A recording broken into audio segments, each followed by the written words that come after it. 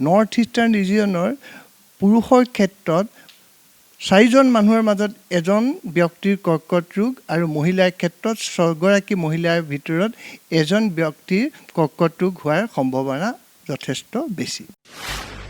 অসম তথা উত্তৰ পূৰ্বাঞ্চলত কৰ্কট ৰোগৰ হাৰ গোটেই ভাৰতৰ ভিতৰতে সৰ্বাধিক আৰু সেইকাৰণেই উত্তৰ পূৰ্বাঞ্চলক cancer capital of the country বুলি পৰিগণিত কৰা হৈ গৈছে। আমি যে ধপাতৰ কাৰণে কওঁ যে কেঞ্চাৰ বুলি হাইলাইট কৰিলে নহ'ব, ধপাতৰ কাৰণে আমাৰ হাৰ্ট ডিজিজ হ'ব পাৰে, কনিক ৰেছপিৰেটৰী ডিজিজ যিটোকে আমাক কনিক ব্ৰংকাইটিছ বা এম্ফাইচিমা হ'ব পাৰে, প্ৰেগনেণ্ট উইমেনৰ ক্ষেত্ৰত তাৰ এডভাৰ্ছ এফেক্ট পৰিব পাৰে, প্ৰি টাৰ্ম ডেলিভাৰী হ'ব পাৰে, এবৰ্চন হৈ যাব পাৰে। গতিকে বহুত ধৰণৰ বেয়া প্ৰভাৱ ধপাত সেৱনৰ আছে। অধিক পৰিমাণে সেউজীয়া শাক পাচলি বা সহজলভ্য ফল মূল যেতিয়া আমি ইজিলি এভেইলেবল, মই অকল আঙুৰ বা আপেলৰ কথা কোৱা নাই, কল অমিতা এনেধৰণৰ খাদ্য প্ৰচুৰ পৰিমাণে খালে আমি we get some protection for prevention of many diseases. DTT বা ফিনাইল এইবিলাক ছাবষ্টেঞ্চ আমাৰ হাৰ্মফুল ছাবজেক্ট, কোনেও কনজিউম নকৰে, নাই সেইটো ছুইচাইড কৰিবলৈ কয়। কিন্তু DTT, phenyl, butane, nail polish remover এই সকলোবিলাক কেমিকেল আমাৰ টবেক' প্ৰডাক্টত আছে, আৰ্ছেনিকো আছে। আমি কম পৰিমাণে অলপকৈ খাই আছোঁ। আজিকালি কি আছে, লাইফষ্টাইল চেঞ্জ হোৱাৰ লগে লগে বহুতে অফিচৰ পৰা যাবৰ সময়ত ফোনতে এটা অৰ্ডাৰ দিয়ে বাৰ্বিকিউ চিকেন কাবাব। তাত আপুনি দেখিবলৈ পেলাই ব্লেক পাৰ্টিকল না, তাতে বাটাৰ সানি ঘিউ সানি জ্বলাই দিয়ে উচ্চ তাপত, তেতিয়া ব্লেক কাৰ্বন পাৰ্টিকল, এইবিলাক নাইট্ৰছৰ এমাউণ্ট কম্পাউণ্ডছ, তাৰমানে সেইবিলাক চিগাৰেটতো থাকে। এতিয়া আমি যেনিবা ফুডত খাইছোঁ। ডাক্তৰ কটকী আচলতে একদম যথেষ্ট উদ্বেগজনক কথা খবৰ দিছে। আচলতে এইটো আমাৰ অসম, আমি ইতিমধ্যে হটস্পট, ইতিমধ্যে কৈছে উত্তৰ পূৰ্বাঞ্চল এতিয়া দেশৰ কৰ্কট কেপিটেল, কৰ্কট ৰাজধানী বুলি ইতিমধ্যে চিহ্নিত হৈছে। কাৰণ কৰ্কট ৰোগৰ সংখ্যা দিনক দিনে ব্যাপক ৰূপত বৃদ্ধি পাইছে। ইতিমধ্যে উত্তৰ পূৰ্বাঞ্চলত প্ৰত্যেক বছৰে 40,000 নতুন কৰ্কট ৰোগী চিনাক্ত হৈ আছে। আমি দেখিবলৈ পাইছোঁ উত্তৰ পূৰ্বাঞ্চলত প্ৰায় 2/3 কৰ্কট ৰোগ যথেষ্ট পলমকৈ আহে চিকিৎসাৰ বাবে। গতিকে সেই পলমকৈ অহাৰ বাবে তেখেতসকলে আজি বি বৰুৱা কৰ্কট প্ৰতিষ্ঠানতেই হওক বা টাটা মেমৰিয়েল বা All India Institute of medical ছায়েন্সেছেই হওক চিকিৎসা কৰিলেও যিমান সুফল পাব লাগে নাপায়। প্ৰাথমিক লক্ষণৰ কথা কওঁ যে এনেকুৱা, মই চব নহয় কিছু কৈ দিছোঁ। কোনোবা মানুহ এজনৰ ধৰি লওক কিবা এটা খাইছে, অকণমান ডিঙিতে যেন লাগি যোৱা নিচিনা লাগিছে, তেওঁ হয়তো এইটো ইগন'ৰ কৰি আছে। তেওঁ ইগন'ৰ কৰি থকা উচিত নহয়, তেওঁ চিকিৎসকৰ পৰামৰ্শ ল'ব লাগে। 150গৰাকী লোকক, বাটৰ লোকক তেওঁলোকে পৰীক্ষা কৰিছিলে। পৰীক্ষা কৰোঁতে তেওঁলোকৰ গম নোপোৱাকৈ তেওঁলোকৰ 9গৰাকী ৰোগী তাত চিনাক্ত হৈছে। এটা তাৎপৰ্যপূৰ্ণ ঘটনা। সেই 9গৰাকী ৰোগীয়ে কিন্তু গম নাপায় যে তেওঁলোক কৰ্কট আক্ৰান্ত। আমাৰ মেছেজটো এইটোৱেই হৈছে যে কৰ্কট ৰোগ প্ৰথম অৱস্থাত চিনাক্তকৰণ কৰিব পাৰিলে প্ৰায় 80% কৰ্কট ৰোগ ৰোগমুক্ত কৰিব পাৰি। আমাৰ জীৱনশৈলীৰ পৰিৱৰ্তন, যাতে আপুনি ধপাত সেৱন বা এলকহল কনজামশ্যন, পুৰা মাছ মাংস নাখায়, অধিক সেউজীয়া শাক পাচলি ফল মূল যদি খাওঁ, অলপ শাৰীৰিক পৰিশ্ৰম কৰোঁ। আজি কিছুদিনৰ আগতে চাইল্ডহুড কেঞ্চাৰৰ কাৰণে এটা international network for the childhood cancer এটা সৃষ্টি কৰা হৈছে। গোটেই ছাউথ ইষ্ট এছিয়াত 11টা চেণ্টাৰ চিলেক্ট কৰিছে, তাৰে 4টা ভাৰতত, আৰু এই 4টাৰ ভিতৰত ভাৰতৰ বি বৰুৱা কেঞ্চাৰ ইনষ্টিটিউটো বিশ্ব স্বাস্থ্য সংস্থা আৰু ministry of health and family welfare government of ইণ্ডিয়াই চিলেক্ট কৰিছে।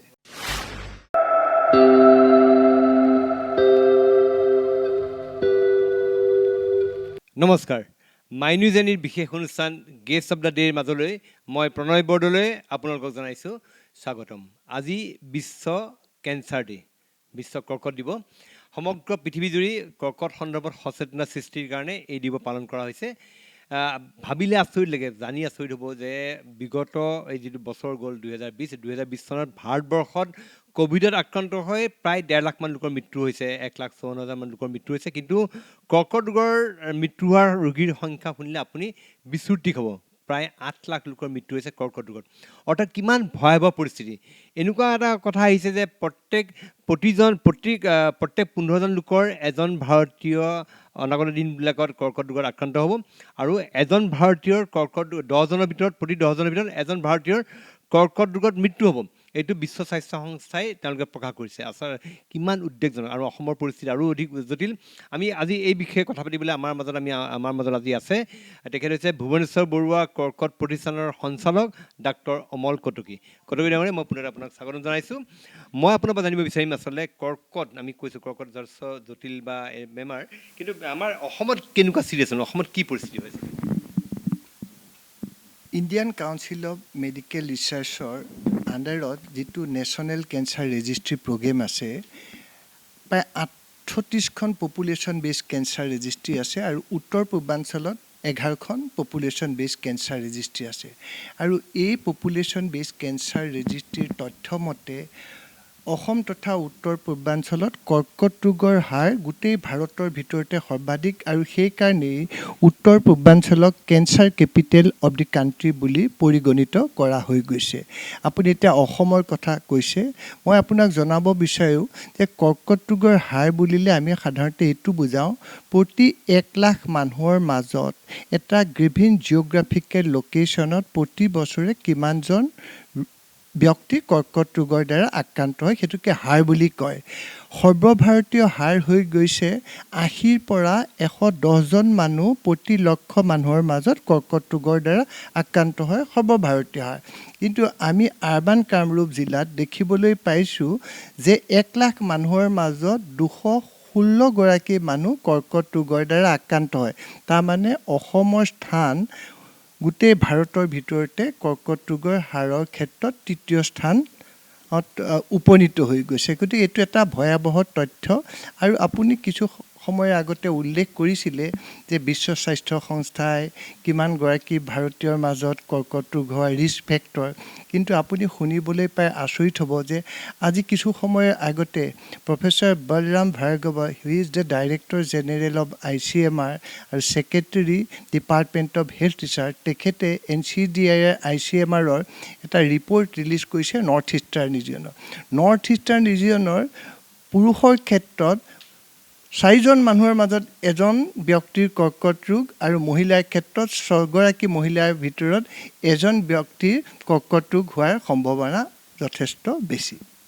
বাপৰে, এইটোতো ভয়াৱহ তথ্য। ভাৰতবৰ্ষত আমি ক'লোঁ যে প্ৰতি 15গৰাকী ব্যক্তিৰ এজন কৰ্কট ৰোগত আক্ৰান্ত হ'ব, আৰু প্ৰতি 10গৰাকী লোকৰ এজনৰ কৰ্কট ৰোগৰ মৃত্যু হ'ব। কিন্তু উত্তৰ পূৰ্বাঞ্চলত প্ৰত্যেক 4গৰাকী পুৰুষৰ এজন কৰ্কট ৰোগত আক্ৰান্ত হ'ব। একেবাৰে আচলতে অত্যন্ত ভয়াৱহ তথ্য, উদ্বেগজনক তথ্য। আচলতে এই যিটো এটা বিস্ফোৰণৰ মুখত আমি আচলতে বৰ্তমান আছোঁ। এক মিনিট, আপুনি এটা কাম কৰিব, এটা AC চলাই দিব নেকি? গৰম লাগিছে। হা, বা সিফালটো চলাই দিয়ক, সিফালটো। অঁ, সিফালটো।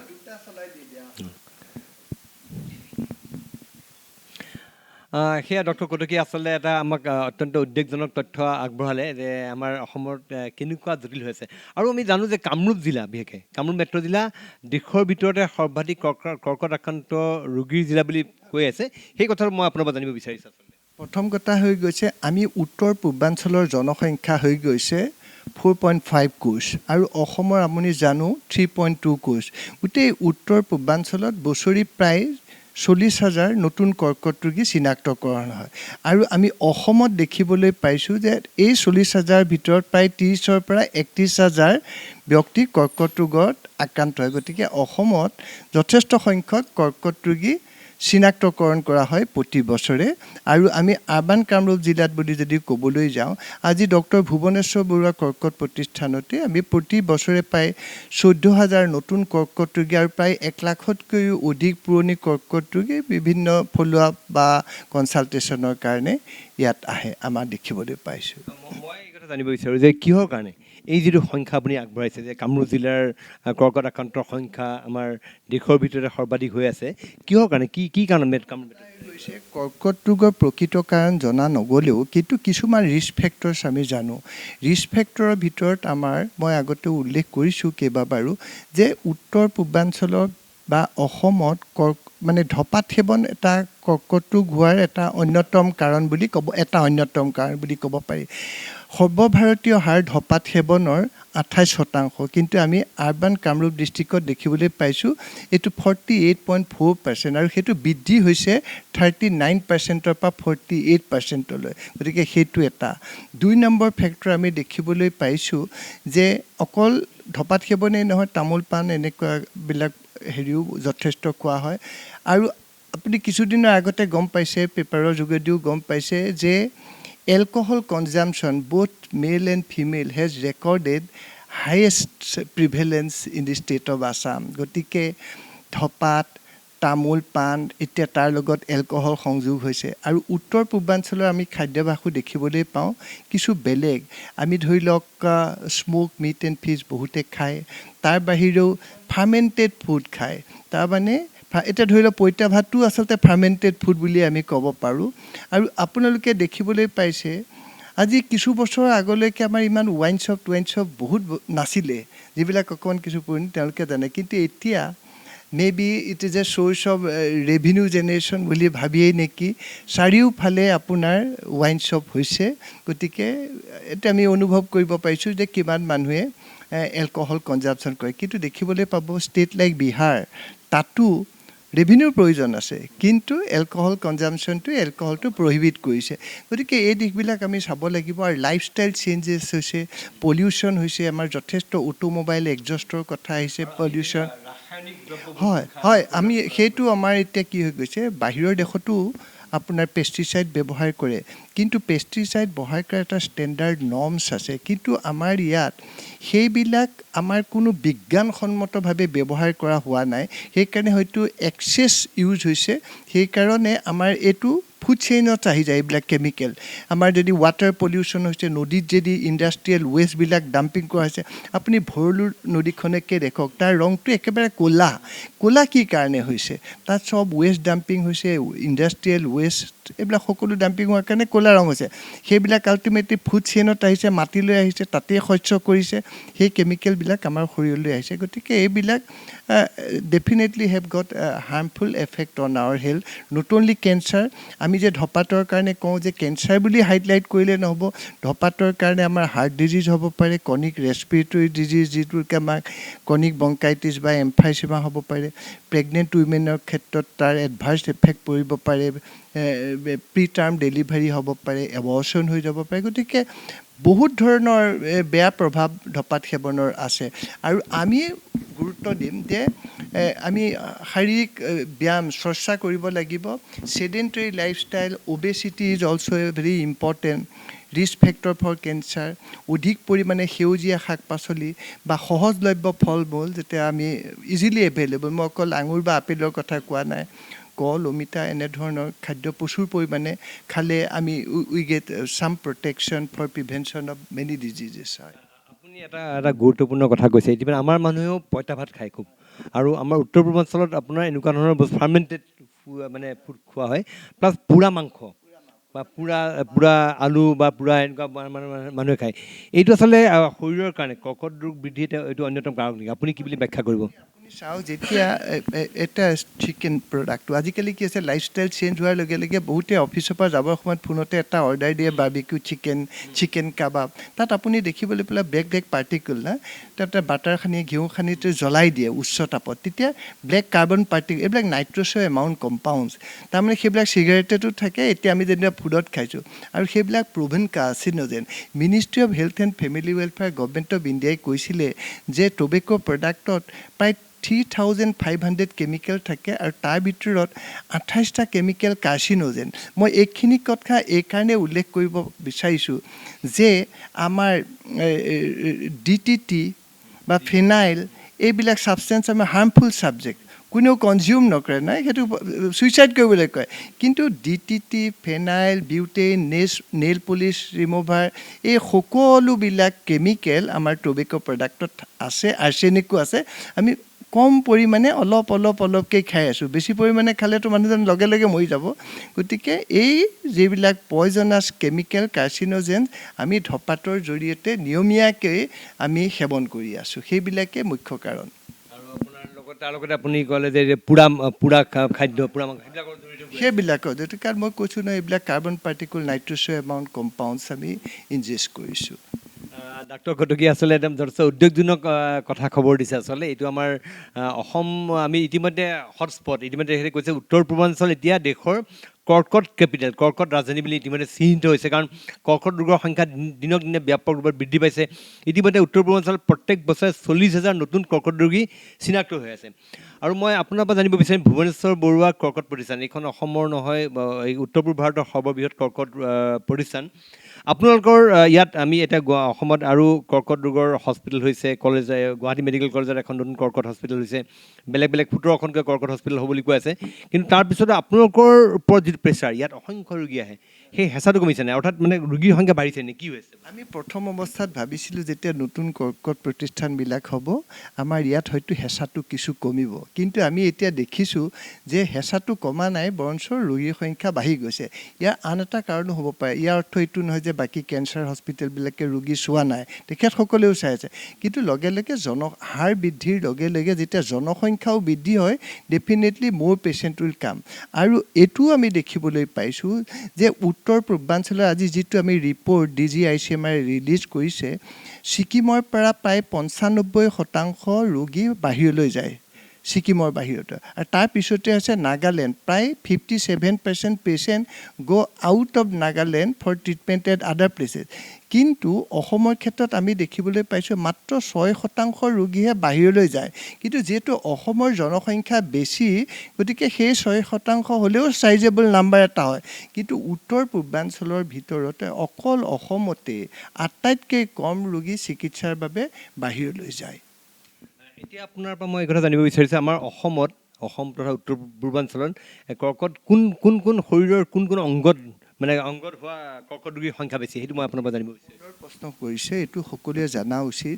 যে বিশ্ব স্বাস্থ্য সংস্থাৰ মতে 1/3 অফ অল কেঞ্চাৰ তাৰমানে 1/3 কৰ্কট ৰোগ প্ৰতিৰোধ কৰিব পাৰি 1/3 কৰ্কট ৰোগ অতি সহজে প্ৰথম অৱস্থাত চিনাক্তকৰণ কৰিব পাৰি আৰু 1/3 কৰ্কট ৰোগ যথেষ্ট পলমকৈ আহে গতিকে তেওঁলোকক উপশমী চিকিৎসাৰ প্ৰয়োজন হয় সেইটো বিশ্ব স্বাস্থ্য সংস্থাৰ মতে কিন্তু আমি দেখিবলৈ পাইছোঁ উত্তৰ পূৰ্বাঞ্চলত প্ৰায় 2/3 কৰ্কট ৰোগ যথেষ্ট পলমকৈ আহে চিকিৎসাৰ বাবে গতিকে সেই পলমকৈ অহাৰ বাবে তেখেতসকলে আজি বি বৰুৱা কৰ্কট প্ৰতিষ্ঠানতেই হওক বা টাটা মেমৰিয়েল বা All India Institute of medical ছায়েন্সেছে হওক চিকিৎসা কৰিলেও যিমান সুফল পাব লাগে নাপায় প্ৰথম অৱস্থাত চিনাক্তকৰণ কৰিব পাৰিলে প্ৰায় 80% কৰ্কট ৰোগীক ৰোগমুক্তকৰণ কৰিব পাৰে কিন্তু যিহেতু প্ৰায় 20% কৰ্কট ৰোগীহে প্ৰথম অৱস্থাত আহে গতিকে চিটুৱেশ্যনটো কমপ্লিটলি ওলোটা হৈ গৈছে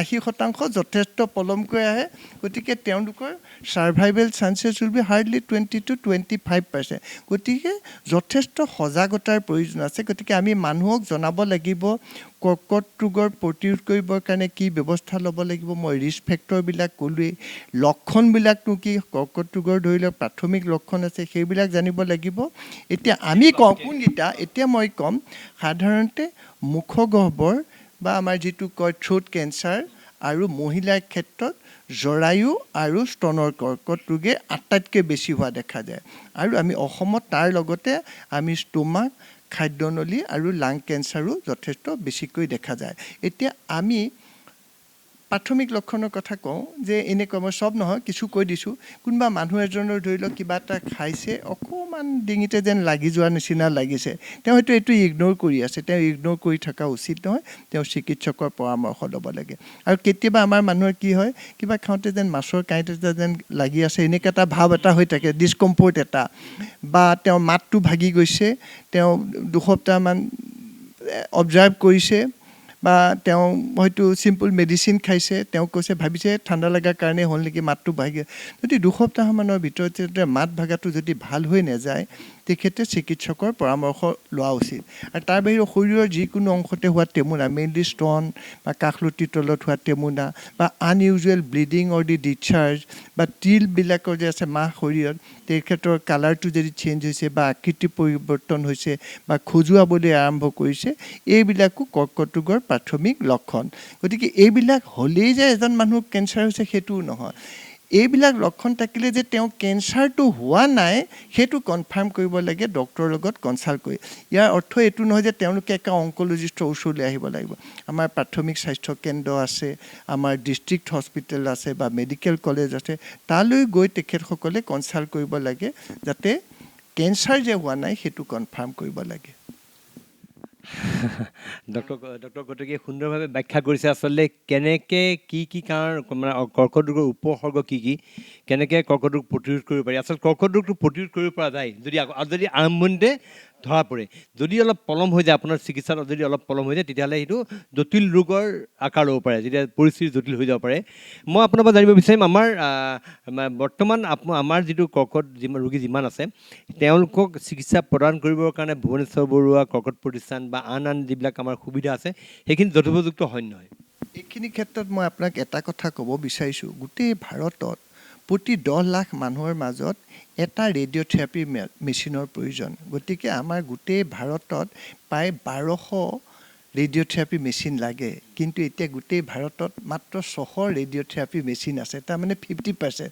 সেইকাৰণে আপুনি য'তেই যায় ৰোগীসকলৰ এটা ৱেইটিং পিৰিয়ড থাকে ৰেডিঅ'থেৰাপি। কিন্তু আমি ডক্টৰ ভুৱনেশ্বৰ বৰুৱা কৰ্কট প্ৰতিষ্ঠানত গোটেই উত্তৰ পূৰ্বাঞ্চলৰ ভিতৰতে highest number of radiotherapy machine আছে। আমাৰ ইয়াতে সকলো ধৰণৰ চিকিৎসা কৰাৰ সুবিধা আছে। সাধাৰণতে কেঞ্চাৰ ট্ৰিটমেণ্টটো হয় chemotherapy, radiotherapy, surgery, palliative medicine, এইবিলাকৰ সকলোৰে সংমিশ্ৰণ হৈ এটা চিকিৎসা আৰু এটা মাল্টি ডিচিপ্লিনেৰী টিমেৰ এটা সিদ্ধান্ত লয়। এই সকলো সুবিধা ডক্টৰ ভুৱনেশ্বৰ বৰুৱা কৰ্কট প্ৰতিষ্ঠানত আছে। কিন্তু ডক্টৰ ভুৱনেশ্বৰ বৰুৱা কৰ্কট প্ৰতিষ্ঠানৰ মেণ্ডেটটো বেলেগ। অকল চিকিৎসাই নহয়, আমি চিকিৎসাও কৰিব লাগিব, কিন্তু মানৱ সম্পদ সৃষ্টি কৰিব লাগিব। কাৰণ কৰ্কট ৰোগ চিকিৎসাৰ যিটো মানৱ সম্পদ সেইটো গোটেই ভাৰততে কম আৰু উত্তৰ পূৰ্বাঞ্চলত আৰু ডাঙৰ সমস্যা। গতিকে আমি যদি হস্পিটেল খোলোঁ কিন্তু যদি চিকিৎসক নাই, টেকনিচিয়ান নাই, টেকন'লজিষ্ট নাই, তেতিয়া আমি এই হস্পিটেলবিলাক চলাব নোৱাৰোঁ আৰু ৰিচাৰ্চৰ প্ৰয়োজন আছে। তাৰ কাৰণে আমি এটা সিদ্ধান্ত গ্ৰহণ কৰিলোঁ যে আমি ভেৰিয়াছ একাডেমিক কৰ্চেছ ষ্টাৰ্ট কৰিবলৈ আৰম্ভ কৰি দিলোঁ, যাতে আমি মানৱ সম্পদ সৃষ্টি কৰিবলৈ পাৰোঁ। আপোনালোক জানাবলৈ পাই মই সুখী হৈছোঁ যে আমি MD ৰেডিঅ'থেৰাপি আৰম্ভ কৰিলোঁ, MSc in radiological physics, MSc cancer biology, এই মাহৰ পৰা আমি MSc ইন অংক'লজি নাৰ্ছিং বা post basic diploma in oncology nursing. তাৰ বাহিৰে চিকিৎসকসকলৰ কাৰণে 2 years পষ্ট গ্ৰেজুৱেট ডিপ্ল'মা, এই যিমানবিলাক বিভাগ আছে 5টা ডিচিপ্লিনত আমি আৰম্ভ কৰি দিলোঁ। আৰু 2016 চনৰ পৰা বি বৰুৱা কৰ্কট প্ৰতিষ্ঠানত ছুপাৰ স্পেচিয়েলিটি কোৰ্চ, যেনেকৈ DM, MCH মেডিকেল কলেজবিলাকত থাকে, আমি আৰম্ভ কৰি দিলোঁ। আৰু মই আপোনাক জনাবলৈ পাই সুখী হৈছোঁ যে এইবাৰ মেডিকেল কাউন্সিল অফ ইণ্ডিয়াই আমাক আৰু 3টা ছাবজেক্টত ছুপাৰ স্পেচিয়েলিটিৰ পাৰ্মিশ্যন দিছে। গতিকে এতিয়া গোটেই ভাৰতৰ ভিতৰত 5টা অংক'লজিৰ ছুপাৰ স্পেচিয়েলিটি কোৰ্চ থকা চেণ্টাৰ বি বৰুৱা 5টাৰ ভিতৰত এটা। গোটেই ভাৰতত 5টা চেণ্টাৰৰ ভিতৰত এটা। সেইটো আমাৰ অসম তথা উত্তৰ পূৰ্বাঞ্চলৰ বাবে এটা গৌৰৱৰ বিষয়। আৰু আজি কি এইখন প্ৰতিষ্ঠান এতিয়া director of atomic energy, department of atomic, আপুনি জানে যে 27 নৱেম্বৰত 2017 চনত এই অনুষ্ঠানটো এটা কেবিনেট কমিটি অন ছিকিউৰিটিৰ সিদ্ধান্ত মৰ্মে আমাৰ department of atomic energy government of ইণ্ডিয়াৰ অধীনলৈ যায়। It is now unit of Tata memorial centre, Mumbai. আৰু আজি কিছুদিনৰ আগতে চাইল্ডহুড কেঞ্চাৰৰ কাৰণে এটা international network for the childhood cancer এটা সৃষ্টি কৰা হৈছে। গোটেই ছাউথ ইষ্ট এছিয়াত 11টা চেণ্টাৰ ছিলেক্ট কৰিছে, তাৰে 4টা ভাৰতত। আৰু এই 4টাৰ ভিতৰত ভাৰতৰ বি বৰুৱা কেঞ্চাৰ ইনষ্টিটিউটো বিশ্ব স্বাস্থ্য সংস্থা আৰু ministry of health and family welfare government of ইণ্ডিয়াই ছিলেক্ট কৰিছে। কেইবাটাও ভাল খবৰ শুনালে ডক্টৰ কটকীয়ে আচলতে ডক্টৰ কটকীৰ নেতৃত্বত এই ভুৱনেশ্বৰ বৰুৱা কৰ্কট প্ৰতিষ্ঠান ইতিমধ্যে এটা বিশাল আকাৰ ৰূপ ধাৰণ কৰিছে যথেষ্ট গুৰুত্ব বাঢ়িছে এইখন প্ৰতিষ্ঠানৰ আৰু তেখেতে যিটো খবৰ দিলে তেখেতে এইখন বৰ্তমান এই যিখন চিকিৎসা প্ৰতিষ্ঠান এখন শৈক্ষিক প্ৰতিষ্ঠানতো পৰিণত হৈছে শৈক্ষিক প্ৰতিষ্ঠান শৈক্ষিক আৰু গৱেষণা প্ৰতিষ্ঠানত পৰিণত হৈছে এটা উদ্বেগজনক খবৰ তেখেতসকলে বি বৰুৱা কেঞ্চাৰ ইনষ্টিটিউটে অলপতে এটা ছাৰ্ভে কৰিছিল ৰেণ্ডম ছাৰ্ভে তেওঁলোকে 150গৰাকী লোকক বাটৰ লোকক তেওঁলোকে পৰীক্ষা কৰিছিলে পৰীক্ষা কৰোঁতে তেওঁলোকৰ গম নোপোৱাকৈ তেওঁলোকৰ 9গৰাকী ৰোগী তাত চিনাক্ত হৈছে এটা তাৎপৰ্যপূৰ্ণ ঘটনা সেই 9গৰাকী ৰোগীয়ে কিন্তু গম নাপায় যে তেওঁলোক কৰ্কট আক্ৰান্ত কিন্তু তেওঁলোকক যেতিয়া পৰীক্ষা কৰিলে দেখা 9জন ৰোগী তাত আক্ৰান্ত হৈছে অৰ্থাৎ ইয়াৰ পৰাই আপুনি অনুমান কৰক কিমান ভয়াৱহ পৰিস্থিতিৰ মাজত আছোঁ এইটো মই এগ্ৰী কৰোঁ গতিকে আমি এতিয়া এটাই পদক্ষেপ গ্ৰহণ কৰিব লাগিব massive campaign for prevention and early detection of cancer ৰোগীৰ এইটো কওকচোন তাৰমানে এই ছাৰ্ভেটো আমি বি বৰুৱা কৰ্কট প্ৰতিষ্ঠানতে কৰিছিলোঁ কাৰণ বহুত ৰোগী ইয়ালৈ আহে তেখেতসকলৰ লগত আত্মীয়ও আহে তেওঁলোকৰতো কোনো লক্ষণ নাথাকে চিমটম নাথাকে গতিকে আমি সিদ্ধান্ত ল'লোঁ আমি এইসকল ব্যক্তি যিহেতু আহিছেই আত্মীয়সকল তেওঁলোককো আমি পৰীক্ষা নিৰীক্ষা কৰোঁ আৰু তেওঁলোকক পৰীক্ষা নিৰীক্ষা কৰোঁতে আমি দেখিবলৈ পাইছোঁ 150গৰাকীৰ ভিতৰত 9জন তাৰমানে 150ৰ ভিতৰত যদি 9জন হয় আমি যদি আজি এই ছাৰ্ভেটো আৰু ডাঙৰ হওঁ তাৰমানে আৰু বহুত মানুহ কিন্তু এইটো এটা এডভান্টেজ আছে আজি আমি তেওঁলোকক স্ক্ৰিনিং কৰাৰ কাৰণে তেওঁলোকক হয়তো প্ৰথম অৱস্থা বা প্ৰাক অৱস্থাতে চিনাক্তকৰণ কৰিব পাৰিলোঁ গতিকে তেখেতসকলক আমি আৰোগ্য কৰিব পাৰিম কিন্তু আজি যদি আমি এইটো পদক্ষেপ গ্ৰহণ নকৰিলোহেঁতেন তেওঁলোকৰ হয়তো এইটো বেমাৰটো লাহে লাহে ডিটৰিয়েট কৰিলেহেঁতেন বা অধিক পলমকৈ তেখেতসকলে চিকিৎসকৰ পৰামৰ্শ গ্ৰহণ কৰিলেহেঁতেন জটিল হৈ গ'লহেঁতেন শেষত আপুনি অসমৰ মানুহক আপুনি কি ক'ব যে কৰ্কট ৰোগৰ পৰা বাচি থকাৰ কাৰণে কৰ্কট ৰোগ প্ৰতিৰোধ কৰাৰ কাৰণে কেনেকুৱাকৈ নিজকে সাজু কৰা উচিত কেনেকৈ আগবঢ়া উচিত আৰু ইতিমধ্যে বি বৰুৱা কৰ্কট প্ৰতিষ্ঠানে ইতিমধ্যে ৱৰ্ল্ড কেঞ্চাৰ ডে পালন কৰিছে এই বিষয়ে মই আপোনাৰ পৰা জানিব বিচাৰিম আমাৰ মেছেজটো এইটোৱেই হৈছে যে কৰ্কট ৰোগ প্ৰথম অৱস্থাত চিনাক্তকৰণ কৰিব পাৰিলে প্ৰায় 80% কৰ্কট ৰোগ ৰোগমুক্ত কৰিব পাৰি আৰু প্ৰায় আমাৰ জীৱনশৈলীৰ পৰিৱৰ্তন যাতে আপুনি ধপাত সেৱন বা এলকহল কনজামশ্যন পুৰা মাছ মাংস নাখায় অধিক সেউজীয়া শাক পাচলি ফল মূল যদি খাওঁ অলপ শাৰীৰিক পৰিশ্ৰম কৰোঁ অবেচিটি প্ৰিভেণ্ট কৰোঁ এটা হেল্ডি লাইফষ্টাইল যদি আমি অৱলম্বন কৰোঁ তেতিয়া মই ভাবোঁ অকল কেঞ্চাৰৰ পৰাই যে আমি যথেষ্ট ক্ষেত্ৰত হাত সাৰিব পাৰিম এইটোৱে নহয় আদাৰ ডিজিজেছ লাইক হাৰ্ট ডিজিজ লাং ডিজিজ বা ক্ৰনিক ৰিনেল ডিজিজ এইবিলাকৰো আমি এটা প্ৰিভেণ্ট কৰিবলৈ সক্ষম হওঁ কিন্তু ডক্টৰ কটকী আপুনি যিটো কথা কৈছে মই তাৰ এটা কথা এড কৰিব খুজিছোঁ আপুনি ফল মূল শাক পাচলিৰ খোৱাৰ কথা কৈছে কিন্তু এতিয়া এইটো অভিযোগো আছে যে ফল মূল শাক পাচলিৰ মাজেদিও বহুত ৰাসায়নিক দ্ৰব্য আহিছে বিভিন্ন ঠাইত এনেকুৱা অভিযোগ আছে তথাপিও আমি এটা কথা লক্ষ্য কৰিব লাগিব মানুহটোৰ কিবা এটাতো খাবই লাগিব সেইকাৰণে আমি এতিয়া গভমেণ্টেও বহুত গুৰুত্ব আৰোপ কৰিছে যে এটা জৈৱিক উৎপাদন কেন্দ্ৰ হিচাপে নৰ্থ ইষ্টাৰ্ণ ৰিজনক যাতে চিনাক্তকৰণ কৰিব লাগিব যাতে জৈৱিক সাৰ আৰু কিছুমান আপোনাৰ ফল মূল আছে আপুনি মন কৰিব আপোনাৰ আমলখিটোতো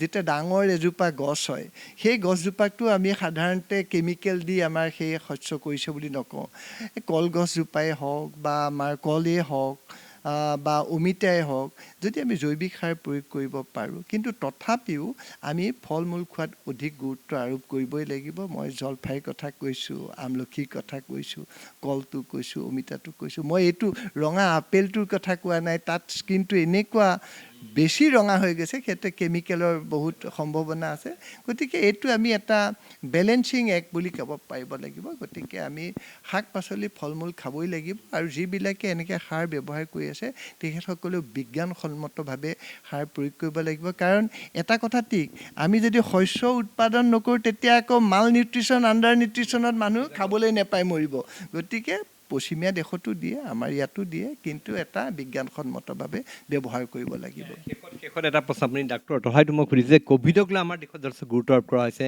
ক'ভিডৰ কাৰণে এতিয়া 1000 কোটি টকাৰ বাজেট নিৰ্ধাৰণ কৰা হৈছে অথচ মই এনেই তুলনামূলক এটা অধ্যয়ন যে যোৱা বছৰটোত ক'ভিড আক্ৰান্ত হৈ প্ৰায় 1.5 লাখ লোকৰ মৃত্যু হৈছে অথচ কৰ্কট ৰোগ আক্ৰান্ত হৈ আমাৰ ভাৰতবৰ্ষত 8 লাখৰ অধিক লোক মৃত্যু হৈছে মানে 1.5 লাখ লোক ক'ভিডত মৃত্যু হৈছে 8 লাখ লোকৰ কৰ্কটৰ আক্ৰান্ত হৈছে মানে মৃত্যু হৈছে গতিকে এই ক্ষেত্ৰত কৰ্কট ৰোগক যিমান গুৰুত্ব দিব লাগে সিমান গুৰুত্ব প্ৰদান কৰা হৈছে নেকি আপুনি কি ভাবে মই ভাবোঁ আৰু বহুত কৰিবলগীয়া আছে আমি ছাজেষ্ট কৰিম যে ৰাস্তাই বাটে ঘাটে আমি যিবিলাক হোৰ্ডিং দেখিবলৈ পাওঁ বেলেগ বেমাৰৰ ক্ষেত্ৰত সজাগতাৰ সৃষ্টি কৰিবৰ কাৰণে HIV AIDS এইবিলাকৰ প্ৰয়োজনীয়তা আছে, মই নাই বুলি নকওঁ।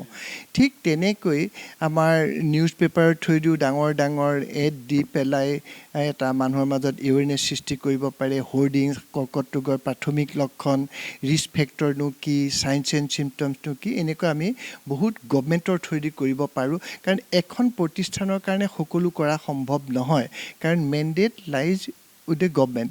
যে গভমেণ্ট স্কিম বা পলিচি এইখিনি কৰিবলগীয়া আছে। আৰু এটা কথা আমি জানিব লাগিব যে যিসকল মানুহৰ কোমৰ্বিড কণ্ডিশ্যন থাকে, ডায়েবেটিছ, হাইপাৰটেনশ্যন, কেঞ্চাৰ, সেইবিলাক মানুহ যিকোনো ইনফেকশ্যন হ'লে তেওঁলোক more vulnerable for complication and then even few patients may die. So we will have to take lot of precaution. আৰু কিছুমান বেমাৰ আজিকালি ভেকচিনছো আৰম্ভ হৈ গৈছে। ধৰি লওক হেপাটাইটিছ বি ভেকচিন যদি লয় মানুহৰ, লিভাৰ কেঞ্চাৰ হোৱাৰ চান্স যথেষ্ট কমে। Cervical cancer, common cancer in the female, আজিকালি ভেকচিনছ এভেইলেবল হৈ আছে। 9 পৰা 11 বা 12 বছৰ বয়সৰ ছোৱালীবিলাকক যদি আমি ভেকচিন দিব পৰাৰ ব্যৱস্থা কৰিব পাৰোঁ, 2টা ড'জ, তেতিয়া আমি চাৰ্ভাইকেল কেঞ্চাৰ প্ৰিভেণ্ট কৰিব পাৰোঁ। হয়, বিশ্ব কৰ্কট দিৱস আজি সমগ্ৰ বিশ্বত পালন কৰা হৈছে। বিশ্ব কৰ্কট দিৱস, ৱৰ্ল্ড কেঞ্চাৰ ডে। এইটো আজি ভুৱনেশ্বৰ বৰুৱা কৰ্কট প্ৰতিষ্ঠানতো তেওঁলোকে পালন কৰিছিলে। মই বিশ্ব কৰ্কট দিৱসৰ তাৎপৰ্য, আপোনালোকে কিদৰে এই কাৰ্যসূচী পালন কৰিলে, এই বিষয়ে মই আপোনাৰ পৰা জানিব বিচাৰিম। ইয়াৰ এইবাৰ থিমটো হৈছে আই উইল, তাৰমানে মই কি কৰিব পাৰোঁ কৰ্কট ৰোগ প্ৰতিৰোধ কৰিবৰ কাৰণে বা কৰ্কট ৰোগ প্ৰথম অৱস্থাত চিনাক্তকৰণ কৰিব, আমি কি কৰিব পাৰোঁ একেলগে। গতিকে চবেই এটা প্ৰতিজ্ঞা ল'ব লাগিব। আজি ধৰি লওক মই এটা উদাহৰণ দিব বিচাৰিছোঁ যে আজি যদি আমি দেখিবলৈ পাই যাওঁ যে ঘৰত এটা ফেমিলিত 5-6জন মানুহ আছে, এজনে ধৰি লওক ধূমপান কৰে, তেতিয়া মোৰ বা আপোনাৰ দায়িত্ব হ'ব যাতে হি ৰিফ্ৰেইনছ ফ্ৰম স্মকিং। কাৰণ ইয়াৰ দ্বাৰা পেছিভ স্মকিঙৰ যিটো পৰোক্ষ প্ৰভাৱ ফেমিলি মেম্বাৰ্ছলৈ গৈছে, তেওঁলোকৰ ওপৰতো প্ৰভাৱ পৰিব। তেনেকৈও আমি কণ্ট্ৰিবিউট কৰিব পাৰোঁ। আজি আপুনি মই এনেকৈ কথা বতৰা পাতি আছোঁ, ইয়াৰ থ্ৰুৱেদিও আজি আমি দুইজনে লগ লাগি আমি ৰাইজৰ মাজত সজাগতা সৃষ্টি কৰিব বিচাৰিছোঁ। Together we can. গতিকে আমি ভাবোঁ সকলোৱে যদি এটা অংগীকাৰ লয় যে আমি কৰ্কট ৰোগ প্ৰতিৰোধ কৰিবৰ কাৰণে বা প্ৰথম অৱস্থাত চিনাক্তকৰণ কৰিবৰ কাৰণে প্ৰতিজ্ঞাবদ্ধ হওঁ বা কিছু সময় খৰচ কৰোঁ, মানুহক জনাওঁ, তেতিয়া ভাবোঁ এই দিৱসৰ যিটো তাৎপৰ্য এইটো সাফল্যমণ্ডিত হ'ব। আজি দিৱসৰ সাফল্য হয়, সেইটো পালন কৰিছোঁ। আৰু আজি আমি এখন ফুটবল মেটছ এক্সিবিশ্যন মেটছো পাতিছোঁ 2:30 বজাত। সেই মেটছৰ গেমছ পপুলাৰ নহয় জানো, ক্ৰিকেট বা ফুটবল মেটছ, তাৰ জৰিয়তেও আমি মানুহৰ মাজত সজাগতাৰ সৃষ্টি কৰিবৰ কাৰণে চেষ্টা কৰিছোঁ। আৰু এইটো এটা আনাদাৰ মেছেজ যায় যে physical fitness is very important for a healthy life. সেই আছিল ডক্টৰ অমল কটকী, তেখেত ডাক্তৰ ভুৱনেশ্বৰ বৰুৱা কৰ্কট প্ৰতিষ্ঠানৰ সঞ্চালক। ইতিমধ্যে তেখেতে বহুবিলাক উদ্বেগজনক খবৰ আমাক দিলে যে আমাৰ অসমৰ প্ৰতি 4গৰাকী পুৰুষৰ ভিতৰত এগৰাকী আৰু প্ৰতি 6গৰাকী মহিলাৰ ভিতৰত এগৰাকী। কিমান উদ্বেগজনক খবৰ! এয়া তেওঁলোক কৰ্কট ৰোগত আক্ৰান্ত হ'ব, এইটো এটা মানে তেওঁলোক বিভিন্ন সমীক্ষাত আহিছে। গতিকে এটা উদ্বেগজনক পৰিস্থিতিৰ মাজত আছোঁ। তেখেতে ক'লে যে কেনেকৈ কৰ্কট ৰোগ প্ৰতিৰোধ কৰিব পৰা যায় আৰু কৰ্কট ৰোগ কেনেকৈ আৰ্লি ডিটেকশ্যন, কেনেকৈ আগতীয়াভাৱে চিনাক্ত কৰিব লাগে, সেই বিষয়ে তেখেতে কিছুমান কথা আগবঢ়ালে। আৰু আমি আশা ৰাখিছোঁ আমাৰ যিসকল দৰ্শক আছে, দৰ্শকসকলেও ডক্টৰ কটকীৰ বক্তব্যৰ দ্বাৰা উপকৃত হৈছে। মই পুনৰবাৰ বিশ্ব কৰ্কট দিৱস উপলক্ষে এই বিষয়ত আৰু অধিক সচেতনতা সৃষ্টি হওক এই কামনা কৰি ডক্টৰ কটকীক আন্তৰিক ধন্যবাদ জ্ঞাপন কৰিছোঁ। কাৰণ ডক্টৰ কটকীৰ নেতৃত্বত বি বৰুৱা কেঞ্চাৰ ইনষ্টিটিউটে এখন কৰ্কট ৰোগৰ বিৰুদ্ধে এখন বিশাল যুঁজি আছে। ইয়াৰ এইখন প্ৰতিষ্ঠানৰ ডাক্তৰ, নাৰ্ছ, আন চিকিৎসা কৰ্মীসকলে এটা বিশাল যুঁজি আছে। আপোনালোকে যদি কিবাকৈ বি বৰুৱা কৰ্কট প্ৰতিষ্ঠানলৈ আহিবলগীয়া হয়, ইয়াত আহিলে সোমালেহে গম পাব যে পৰিস্থিতি কেনেকুৱা হৈ আছে, তেওঁলোকে কি যুঁজি আছে। পুনৰবাৰ আপোনালোকক আন্তৰিক ধন্যবাদ জ্ঞাপন কৰি আমাৰ এই বিশেষ অনুষ্ঠান গেষ্ট অফ দ্য ডে প্ৰগ্ৰেমৰ মাজৰ পৰা মই প্ৰণয় বৰদলৈ, মোৰ ভিডিঅ' সহযোগী আশিকৰ সৈতে বিদায় লৈছোঁ। ধন্যবাদ। ৰত্ন পৰীক্ষা কৰাৰ কাৰণে নৰ্থ ইষ্টৰ প্ৰথমটো ISO আৰু গভৰ্ণমেণ্ট চাৰ্টিফাইড লেবৰেটৰীত শীঘ্ৰেই যোগাযোগ কৰক। ইণ্টাৰনেশ্যনেল জেমছ টেষ্টিং লেব, কানাড়া বেংকৰ ওচৰত, পাণবজাৰ, গুৱাহাটী।